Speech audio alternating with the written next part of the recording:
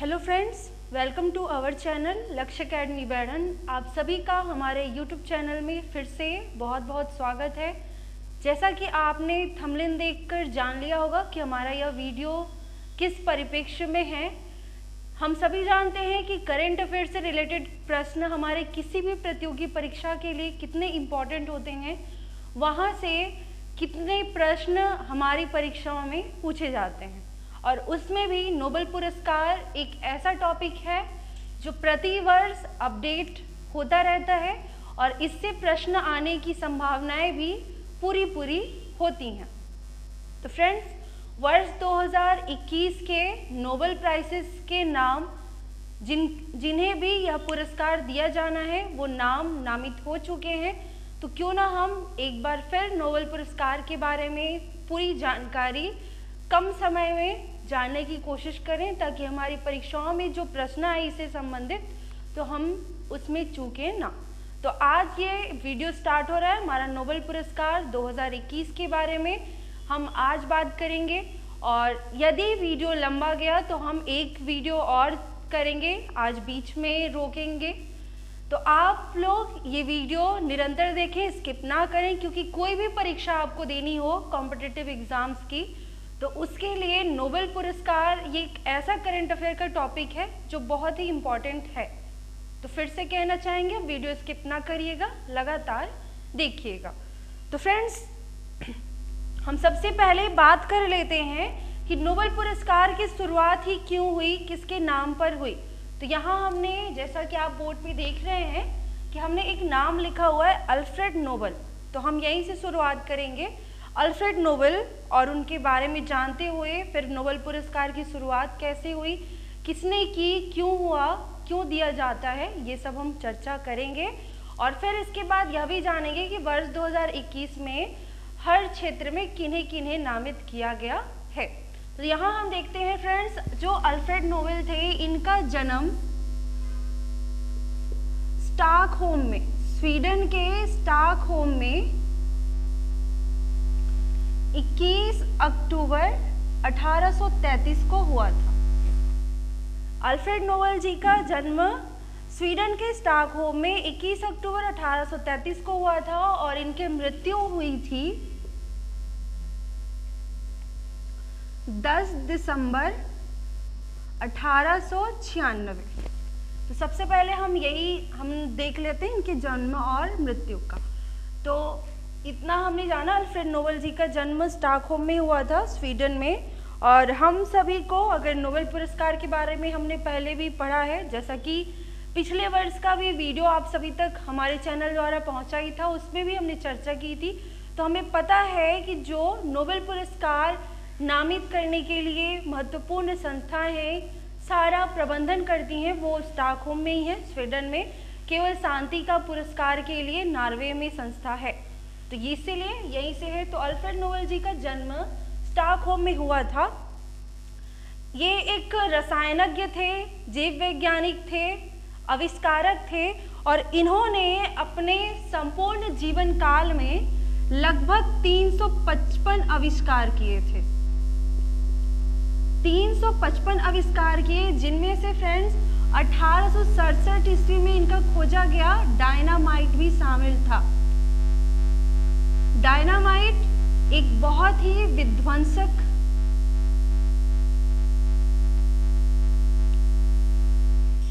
विध्वंसक खोज भी था डायनामाइट।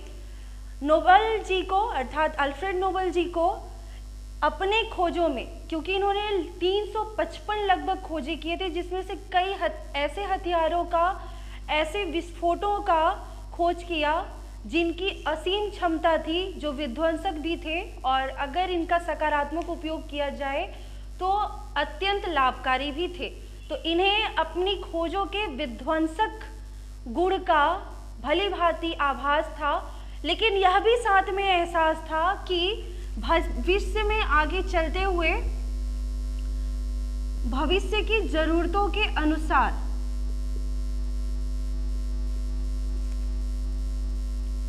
नए नए खोजों को बढ़ावा देना भी अति आवश्यक है।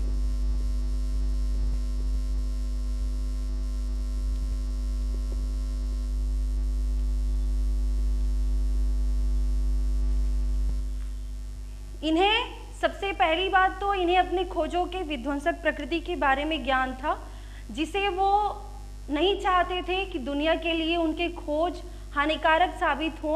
और साथ में उन्हें यह भी पता था कि भविष्य में जैसे जैसे समय बढ़ते जाएगा, भविष्य की ज़रूरतों को पूरा करने के लिए नए नए आविष्कारों की ज़रूरत पड़ेगी। और नए आविष्कार तभी होंगे जब इसके लिए नए रास्ते तैयार किए जाएंगे, नए अपॉर्चुनिटी तैयार किए जाएंगे तब। इसी के लिए इन्होंने एक अपनी वसीयत बनाई, उनके जीवन की अंतिम वसीयत। उन्होंने अपने जीवन काल में अनेक वसीयतों का वो बनाया था। उनकी जो अंतिम वसीयत थी वो उनके मृत्यु के कुछ समय पूर्व थी। मृत्यु के कुछ समय पूर्व ही था इनका अंतिम वसीयत, जिसमें उनके वसीयत का जो सार था, उन्होंने ये कहा कि मेरी कुल संपत्ति का, क्योंकि उन्होंने जितने भी आविष्कार किए, इन आविष्कारों से उन्हें व्यक्तिगत रूप से बहुत बड़ी संपत्ति उन्होंने इकट्ठी की थी। उनके पास एक संपत्ति का बड़ा हिस्सा था। तो उन्होंने अपनी वसीयत में यह लिखा, यह बताया या कहा था कि उनकी संपत्ति के अधिकांश भाग का उपयोग भविष्य में भौतिकी, रसायन, चिकित्सा, शांति, विज्ञान आदि 5 क्षेत्रों में किया जाए। इन 5 क्षेत्रों में निरंतर प्रगति हो किसी भी प्रकार से, फिर चाहे आविष्कारिक रूप से हो, आविष्कार करना हो, पुनर्निर्माण करना हो, या भविष्य की ज़रूरतों के अनुसार जो कुछ भी करना हो, इसके इन क्षेत्रों में उपयोग किया जाए मेरी वसीयत का। अपनी वसीयत में उन्होंने ये कहा, और साथ में ये भी कहा था कि जो शांति के क्षेत्र के लिए किया जाएगा, जो कुछ भी, वो नॉर्वे से प्रबंधित होगा। अन्य क्षेत्र स्टॉकहोम अर्थात स्वीडन से होंगे, एक क्षेत्र नॉर्वे से होगा। उन्होंने अपनी वसीयत में इसका उल्लेख किया था। तो उनकी अंतिम वसीयत के अनुसार 5 क्षेत्र तैयार हुए। उन्होंने अपनी कुल संपत्ति का अधिकांश भाग उपयोग करने के लिए कहा, जैसा कि हमने अभी कहा 5 क्षेत्र।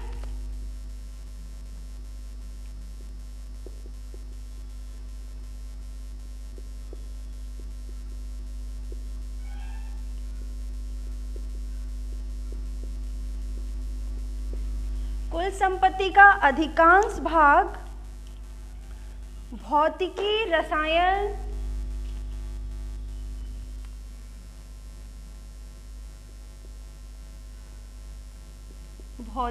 रसायन, चिकित्सा, शांति और साहित्य। भौतिकी, रसायन, चिकित्सा, शांति और साहित्य, इन क्षेत्रों में उनकी संपत्ति का उपयोग किया जाए। उन्होंने इतना अपनी वसीयत में कहा। और बाद में इनकी मृत्यु के बाद इनकी वसीयत के जो निष्पादक रहे, इनकी वसीयत के निष्पादकों में प्रमुख थे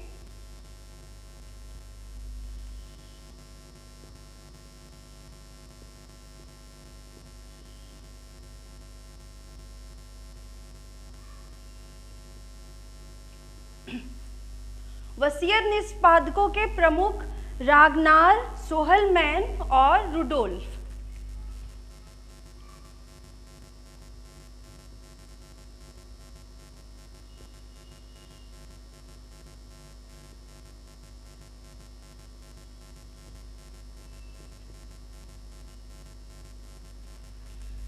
वसीयत तो अल्फ्रेड नोबल जी ने अपनी बनाई थी। उनके वसीयत, उनकी मृत्यु के बाद उनके वसीयत के जो निष्पादक थे रागनार, सोहलमैन और रुडोल्फ, इन्होंने सन 1900 ईस्वी में 29 जून 1900 ईस्वी में एक संस्था स्थापित की, या एक संस्था का स्थापना किया जिसका नाम था नोबल फाउंडेशन।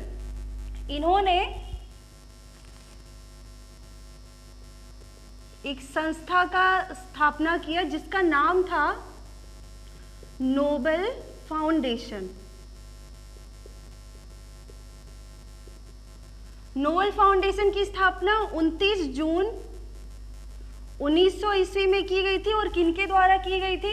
अल्फ्रेड नोबेल जी की वसीयत के निष्पादक रागनार सोहलमैन और रुडोल्फ जी ने की थी।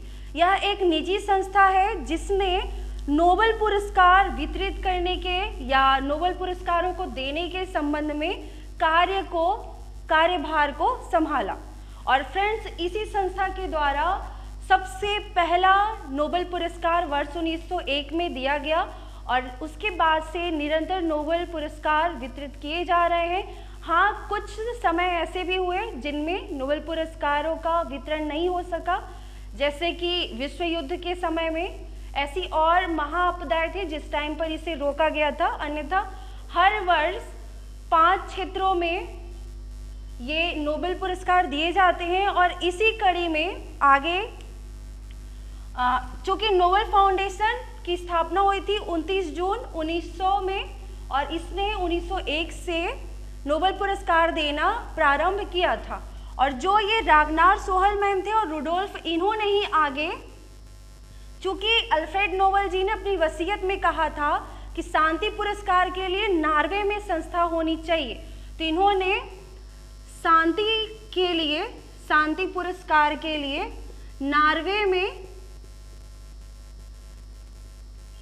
नोबेल समिति के सदस्यों का गठन किया। नोबेल समिति के सदस्यों का गठन किया, उनका चुनाव किया और यही फ्रेंड्स आगे जाकर वर्ष 1905 में एक संस्था तैयार हो जाती है। वहां पर नॉर्वे की राजधानी ओस्लो में इसका मुख्यालय है और वो प्रतिवर्ष शांति के क्षेत्र के नोबेल पुरस्कार का कार्यभार संभालती है। तो यहाँ से हमें जो ध्यान रखना है सही से कि जो अन्य क्षेत्र हैं उनके नोबेल पुरस्कार वितरण, नामों के चुनाव और सदस्यों जो भी हैं, जो भी कार्य होता है वो स्टॉकहोम स्वीडन से होता है और शांति के क्षेत्र का नॉर्वे से होता है, क्योंकि अल्फ्रेड नोबेल जी ने अपनी वसीयत में ही यह इच्छा जाहिर की थी। और यह कब से कार्य शुरू हो गया था? पूरी तरह से वर्ष 1905 से। तो ये हमें ध्यान रखना है। इसके बाद आगे जब हम आते हैं, हमने अभी कहा कि 5 क्षेत्रों में नोबेल पुरस्कार दिए जाने शुरू हो गए थे, क्योंकि जो अल्फ्रेड नोबेल जी थे उन्होंने 5 क्षेत्रों का ही जिक्र अपनी वसीयत में किया था। लेकिन एक क्षेत्र समय के अनुसार जब ये बढ़ता गया, इसमें भी बड़े काम, महत्वपूर्ण काम दुनिया के लिए ज़रूरी भी थे और हो भी रहे थे। तो वर्ष 1968 में नोबेल फाउंडेशन ने वर्ष 1968 में अर्थशास्त्र के क्षेत्र में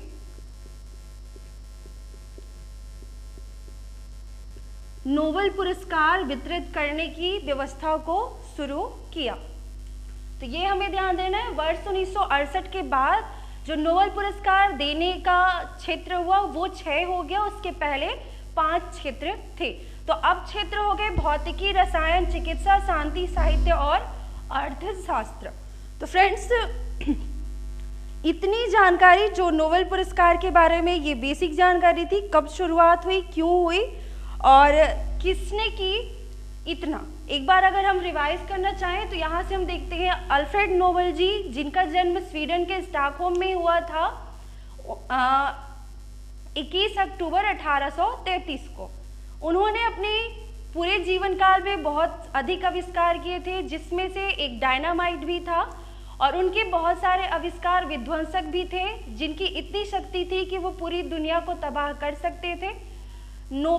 अल्फ्रेड नोबेल जी को अपनी इन आविष्कारों के हानिकारक गुणों का भी ज्ञान था, लेकिन वो ये भी जानते थे कि भविष्य में नए नए आविष्कारों और नए नए महत्वपूर्ण कार्यों की अति आवश्यकता है और इन कार्यों को करने के लिए उत्साह बढ़ाना भी उतना ही आवश्यक है।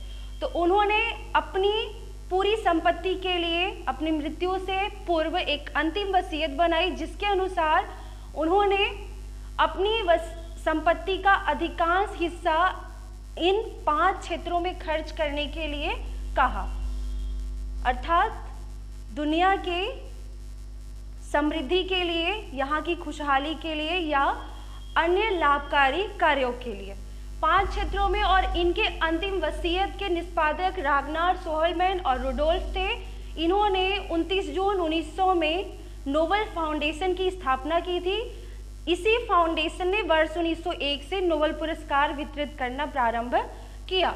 जैसा कि अल्फ्रेड नोबेल जी चाहते थे कि शांति के क्षेत्र का जो भी कार्य हो वो नॉर्वे से सृजित हो, तो इसी रागनार सोहलमैन और रुडोल्फ जी ने ही शांति पुरस्कारों के वितरण के लिए नॉर्वे में नोबेल समिति के सदस्यों का गठन किया। और यही जो गठन था, सदस्यों की कमेटी थी, 1905 में एक संस्था बन जाती है जो अब तक लगातार प्रतिवर्ष शांति के क्षेत्र के पुरस्कार के वितरण के लिए, सदस्यों को नामित करने के कार्य के लिए सबका कार्यभार संभालती है। और वर्ष 1968 में अर्थशास्त्र के क्षेत्र में भी नोबेल पुरस्कार वितरित करने का कार्य शुरू किया गया। यहाँ एक चीज और है जो हमें जानना है कि अल्फ्रेड नोबेल जी की कुल संपत्ति का कितना प्रतिशत हिस्सा था जिसका ये पुरस्कारों के रूप में वितरण किया जाता है। तो जो वसीयत के निष्पादक थे, इन्होंने इनकी कुल संपत्ति का 94%,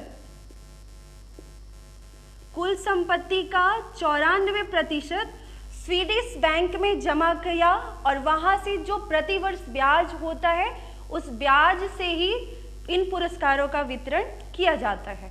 तो ये हमें जानना है। और एक चीज ये कि नोबेल पुरस्कार जिसे भी मिलता है उससे क्या प्राप्त होता है, तो उन्हें एक पदक मिलता है जिसमें अल्फ्रेड नोबेल जी की बड़ी सी तस्वीर होती है, कुछ अन्य चीजें भी होती हैं, और एक डिप्लोमा दिया जाता है। डिप्लोमा में जिस व्यक्ति को पुरस्कारित किया जाता है उसके बारे में खास जानकारियां होती हैं, उनके जिस कारण से उस व्यक्ति को नोबेल पुरस्कार दिया जा रहा है उस कारण को दिया जाता है, उनकी उपलब्धि को बताया जाता है, और एक अच्छी खासी धनराशि प्राप्त होती है।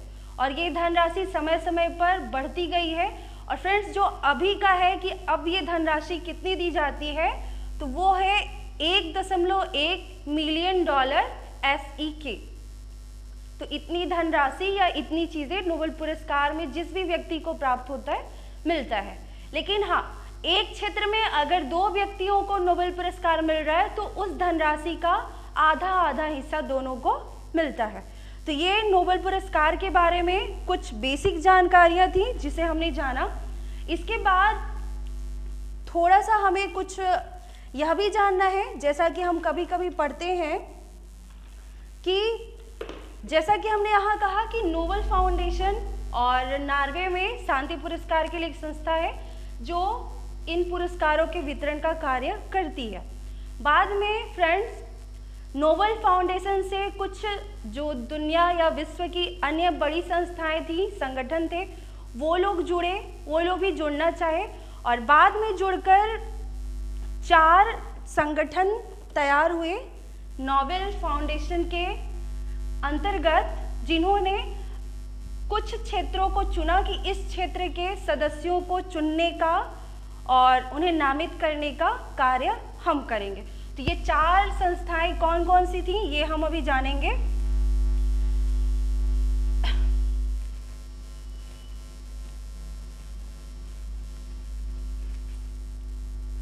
नोबेल फाउंडेशन के अंतर्गत थी royal Swedish academy,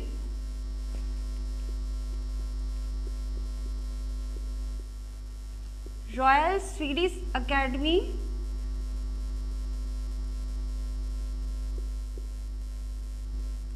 of sciences. इस संस्था ने विज्ञान से संबंधित जितने भी क्षेत्र थे उन क्षेत्रों में नोबेल पुरस्कार के कार्यभार को संभालने की जिम्मेदारी ली। तो विज्ञान से संबंधित क्षेत्र हैं भौतिकी, रसायन और आर्थिक विज्ञान, जो कि 1968 में जुड़ा, अर्थात अर्थशास्त्र। तो इन क्षेत्रों में जो महत्वपूर्ण कार्य करते हैं नामित करने के, वो ये संस्था करती है रॉयल स्वीडिश अकादमी ऑफ साइंसेज, जो नोबेल फाउंडेशन के अंतर्गत कार्य करती है। तो ये पहली संस्था है। दूसरी संस्था है आगे, उसका नाम है कैरोलिंस्का संस्थान में नोबेल असेंबली। नोबेल असेंबली ये मेडिसिन के क्षेत्र में लोगों को चुनने का कार्य करती है नोबेल पुरस्कार के क्षेत्र में। तो यहाँ मेडिसिन अर्थात चिकित्सा के क्षेत्र में। इसके बाद तीसरा जो आता है वो ये नोबेल अकादमी, नोबेल स्वीडिश अकादमी।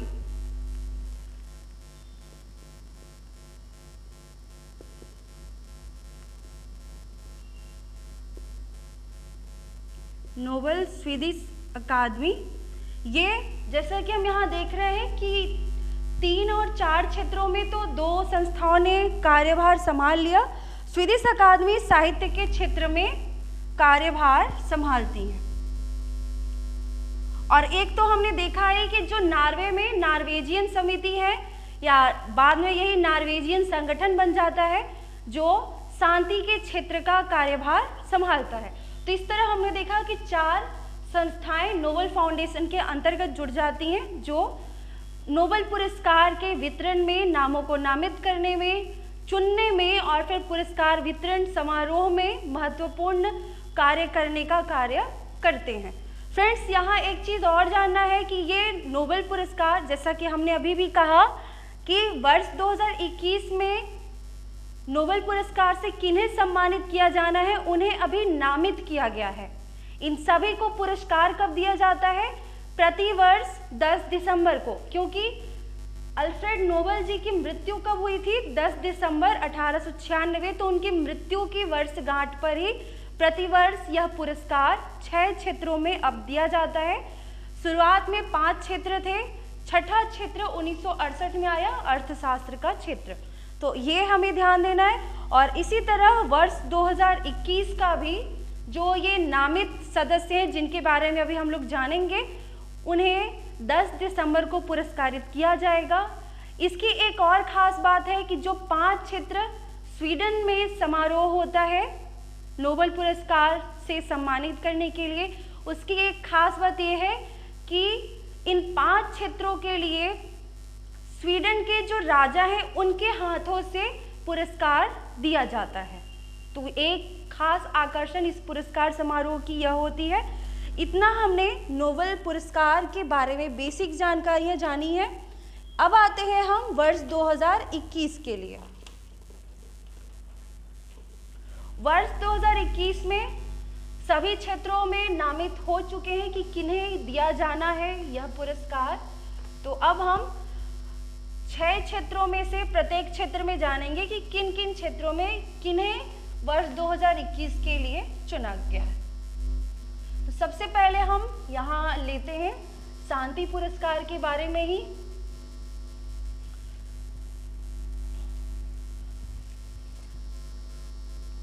वर्ष 2021 का शांति नोबेल पुरस्कार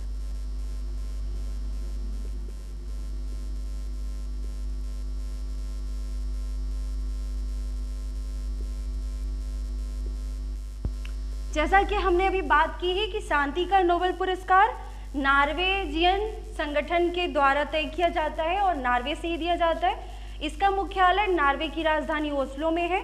ये हम बात कर चुके हैं। तो फ्रेंड्स, वर्ष 2021 में 2 पत्रकारों को इस पुरस्कार के लिए चुना गया है। वो 2 पत्रकार हैं, एक तो फिलीपींस की मारिया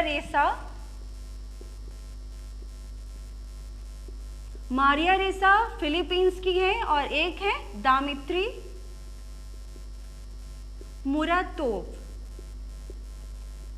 ये रूस के हैं। तो मारिया रेसा फिलीपींस की हैं और दामित्री मुरातोव ये रूस के हैं। ये दोनों ही पत्रकार हैं और इन्होंने पत्रकारिता के क्षेत्र में अपने कार्य को बहुत ही सत्यनिष्ठा और ईमानदारी के साथ किया है ना। इस समिति ने जिन्होंने इस वर्ष के नोबेल पुरस्कार के लिए इन्हें चुना है, उन्होंने इनके जो महत्वपूर्ण कार्य है वो ये बताया है कि अभिव्यक्ति की स्वतंत्रता की रक्षा के लिए इन्होंने अथक प्रयास किए हैं। तो अभिव्यक्ति की स्वतंत्रता की रक्षा के लिए अथक प्रयासों के फलस्वरूप इन्हें वर्ष 2021 का शांति नोबेल पुरस्कार प्राप्त होना है। ये नामित हो चुके हैं। 10 दिसंबर को इन्हें सम्मानित किया जाएगा नॉर्वे की राजधानी ओस्लो में। हम आते हैं हमारे दूसरे क्षेत्र। दूसरा क्षेत्र है साहित्य का।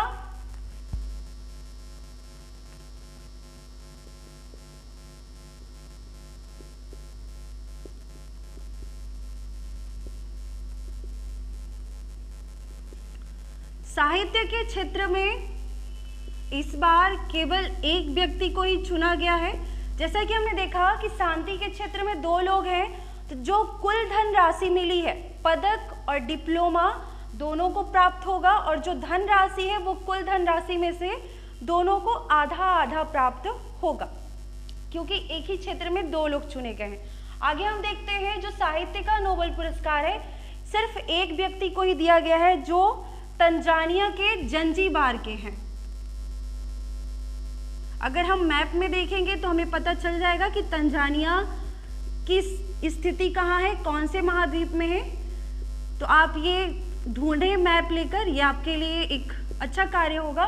तो तंजानिया के जंजीबार के एक साहित्यकार हैं जिनका नाम है अब्दुल रज़ाक गुरनाह। अब्दुल रज़ाक गुरनाह।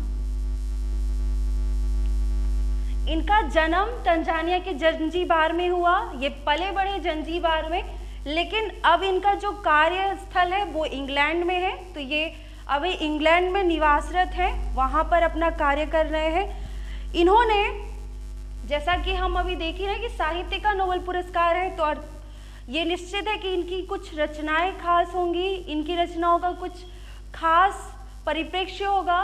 तो इनकी रचनाओं में इन्होंने हमेशा शरणार्थियों के मुद्दों को ध्यान रखा है, उनकी समस्याओं को उजागर किया है, उनकी परेशानियों को दुनिया के सामने उजागर किया है, और उनके इन्हीं कार्य के लिए इन्हें वर्ष 2021 का साहित्य नोबेल पुरस्कार दिया जाने के लिए नामित किया गया है। तो उन्होंने उपनिवेशवाद के प्रभावों, वहाँ की संस्कृतियों पर उसका असर, और महाद्वीपों के बीच की खाड़ी में, उपमहाद्वीपों की खाड़ी में शरणार्थियों की स्थिति को अपनी लेखनी में महत्वपूर्ण स्थान दिया है। उन शरणार्थियों की करुणामय चित्रण के लिए इन्हें साहित्य का नोबेल पुरस्कार प्राप्त हो रहा है। तो ये तंजानिया के जंजीबार से हैं, जो अभी इंग्लैंड में रहते हैं। नाम है अब्दुल रज़ाक गुरनाह। तो आई होप फ्रेंड्स आज हम इतना ही जानते हैं, क्योंकि वीडियो ज़्यादा लेंथी ना हो। आगे के लिए हम एक और वीडियो लेकर आएंगे जिसमें बाकी 4 क्षेत्रों के बारे में भी हम चर्चा करेंगे। तो आज का यह वीडियो कैसा रहा आप कमेंट करके हमें ज़रूर बताएं। और एक बार हम फिर से कहना चाहेंगे, यह एक ऐसा टॉपिक है करंट अफेयर का जो किसी भी प्रतियोगी परीक्षा के लिए बहुत इम्पॉर्टेंट है। तो आप स्किप ना करिएगा, पूरा देखिएगा। और एक और ख़ास जानकारी, लक्ष्य एकेडमी बैढ़न द्वारा महिलाओं के लिए जो खास बैच स्टार्ट किया गया है, Oval MPPSC opportunity for women in administration from लक्ष्य एकेडमी फॉर MPPSC। तो महिलाओं के लिए ये बहुत ही सुनहरा अवसर है, जिसमें 10 सीटें भर चुकी हैं। अगर आप भी चाहती हैं MPPSC की तैयारी करना बहुत कम फीस में, तो आप जल्द से जल्द लक्ष्य एकेडमी में संपर्क करें और रजिस्ट्रेशन करवाएं। इससे सुनहरा अवसर आपको नहीं मिलेगा। धन्यवाद।